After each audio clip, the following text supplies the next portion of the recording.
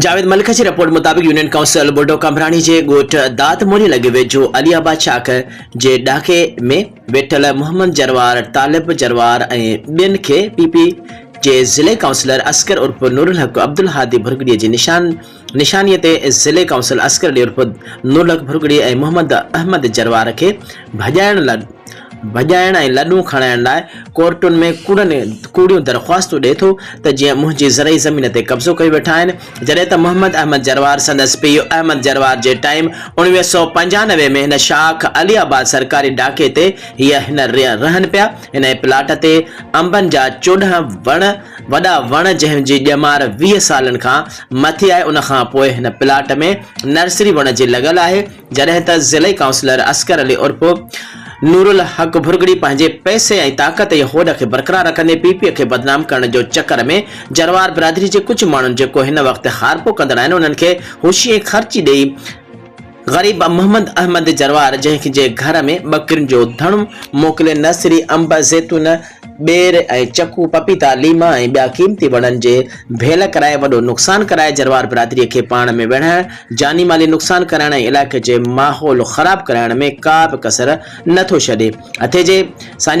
सान्या वदन माण्हुनि जरवार बिरादरी, Pakistan peoples party वर्करनि, वोटरनि Bilawal Bhutto Zardari, मोहतरमा फरियाल टालपुर ऐं सिंध जे सदर निसार अहमद खोड़ो, MNA मीर ग़ुलाम अली टालपुर, MPA मीर अल्लाह बख्श टालपुर ऐं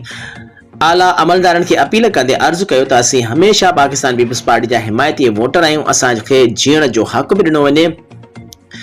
नई सरकारी बडनि ते ज़ुल्म ऐं असगर उर्फ नूरुल हक भुरगड़ी जहिड़ा रहण नथा ॾियनि, या त असांखे को प्लाट घर ॾेई रहाइश ॾियो या मिठो। दादू खान डिस्ट्रिक्ट रिपोर्टर अल्ताफ हुसैन पंवर जी रिपोर्ट मुताबिक़ दादू बरसा ॻोठ दिलावर देरो जे रहवासी भाउरनि ज़मीन ऐं जॻह ते कब्ज़े ख़िलाफ़ दादू प्रेस क्लब आॾो एहतजाजी मुज़ाहिरो करे इस्माइल जा भाण पुलिस ख़िलाफ़ सख़्त नारेबाज़ी कई। बाद में प्रेस कॉन्फ्रेंस कंदे परवेद अहमद दावच ऐं मुनीर अहमद दावच चयो त मुंदर थाणे जे ASI असांजे चाचे नज़र अली दावच GM कॉलोनीअ में 4000 फुट जी जॻह ऐं दुकाननि समेत असांजे वालिद मोहम्मद सालिह दावच 16 एकड़ ज़मीन दावच ते ज़बरदस्ती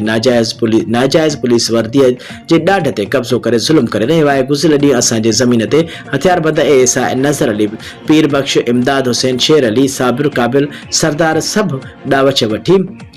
भाउ मुनीर ऐं वालिद मोहम्मद साले दावच खे धक हणी मारण जूं धमकियूं ॾेई भॼाए छॾियो। असां इस्माइल जा भाण थाणे ते झेड़ जो केस दाख़िल कराइण लाइ वियासीं त वॾे मुंशी केस दाख़िल करे न कयो ऐं हुन चयो त विढ़ी मरी अचो पोइ केस दाख़िल कंदुसि। उल्टो असांजे चाचे मथां केस दाख़िल करायो वियो आहे। 10 अक्टूबर 2024 ते सेशन कोर्ट असांखे प्रोटेक्शन ॾेई इस्माइल जा भाण पुलिस खे पाबंद कयो आहे, पर पुलिस पंहिंजे पटे भाईअ जो साथ ॾेई रही आहे। असांखे ज़मीन ते अचणु नथो ॾिनो वञे। हुननि IG Sindh, DIG Hyderabad, SSP Dadu, captain retired Amir Saud Magsi Khan मुतालबो कयो आहे त ASI मुंदर थाणो नज़र अली दावच ऐं संदसि कब्ज़ा खोर ग्रुप ख़िलाफ़ कानूनी कार्रवाई करे असांखे तहफ़ुज़ फराहम कयो वञे।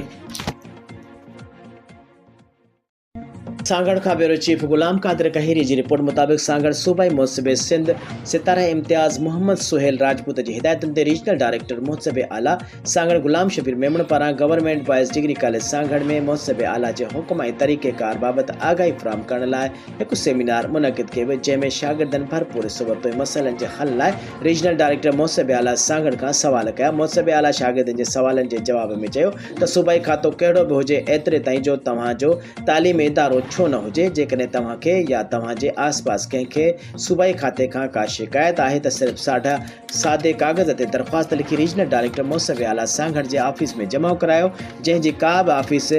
बि फीस नाहे। इंशाअल्लाह तव्हांजी शिकायत जो अज़ालो कयो वेंदो। रीजनल डायरेक्टर मुहसिबे आला सेमिनार में शागिर्दनि ऐं लेक्चरार जे टैलेंट जी वाखाण कंदे चयो त ॿारनि जो एतमाद ॾिसी अंदाज़ो थिए थो त असांजो ईंदड़ नस्लूं तालीम याफ़्ता ऐं हुनरमंद हूंदियूं। सेमिनार जी शुरूआत शागिर्दनि बहितरीन क़िराअत ऐं न ते रसूल मक़बूल सल्लल्लाहु अलैहि वसल्लम सां कई, जॾहिं त प्रोग्राम जे कंपेयरिंग जा फ़्राइज़ प्रोफेसर नवाद कुंभर अदा कया ऐं प्रिंसिपल डिग्री कॉलेज में तालीम जे मयार ऐं कॉलेज जी कारकर्दगी बाबति रीजनल डायरेक्टर मुहसिबे आला खे आगाह कयो। उन बैदि रीजनल डायरेक्टर मुहसिबे आला सिविल अस्पताल सांगड़ जो ओचितो दौरो कयो, जिते सिविल सर्जन आफ्ताब आदम सरीवाल अस्पताल में मिलंदड़ सिहत जी सहूलियतुनि बाबति ब्रीफिंग ॾिनी।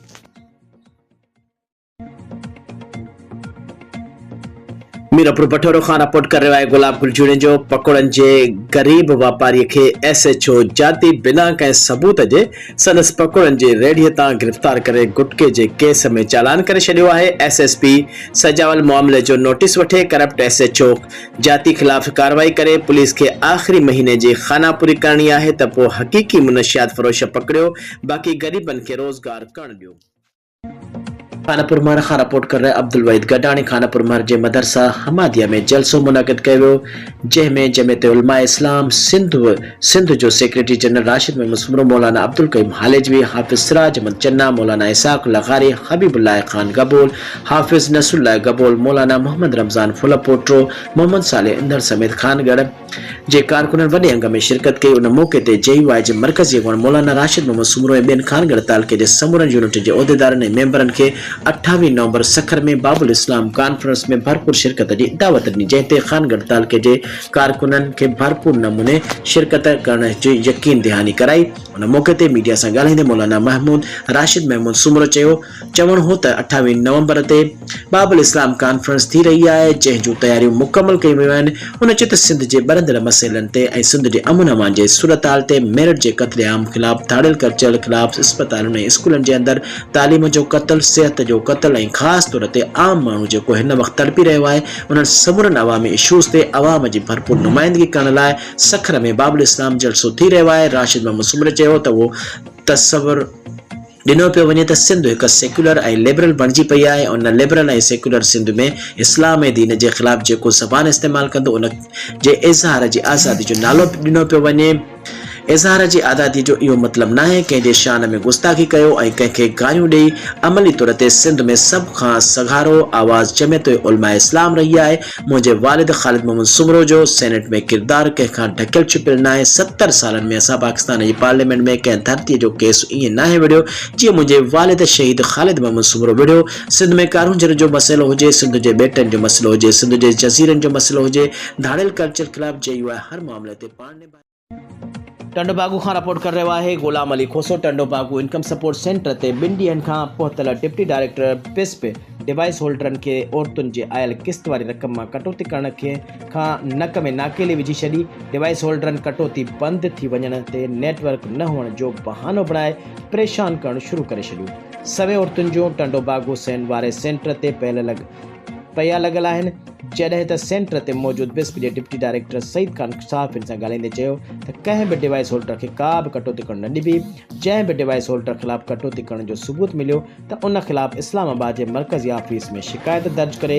मथसि FIR दाख़िल कराए खेसि ब्लैक लिस्ट कयो वेंदो। ॿिए तरफ़ मालूम थियो आहे त डिवाइस होल्डरनि पारां डिप्टी डायरेक्टर PISP ऐं साणुसि गॾु आयल PISP जे अमले खे कटौती करण लाइ कयल कोशिशूं कामयाबु न थी सघियूं आहिनि, जंहिं बैदि डिवाइस होल्डर PISP पारां जारी कयल टोकन मिस करे शाम जे एजेंट मार्फत मोकिलियल औरतुनि खे किस्त वारी रक़म जारी कई वञे थी।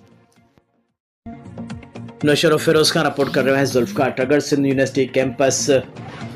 नौशर फिरोज में 20, 21, 22 नवंबर ते 3 ॾींहनि लाइ मुनक़िद थींदड़ साइंस अदब ऐं आर्ट फेस्टिवल जा तफ़सील जारी कंदे यूनिवर्सिटी जे pro vice chancellor doctor Azhar Ali Shah चयो त हिन फेस्टिवल में सिंध यूनिवर्सिटी कैंपस नौशर फिरोज खां अलावा Sindh university Laar campus Badin, Sindh university main campus Jamshoro, Shaheed Benazir Bhutto university Nawabshah, Shaheed Benazir Bhutto university campus Naushahro Feroze, Shah Abdul Latif university Khairpur ऐं अरोड़ यूनिवर्सिटी सखर जे सिंधी ऐं अंग्रेज़ी अदब, कंप्यूटर साइंस,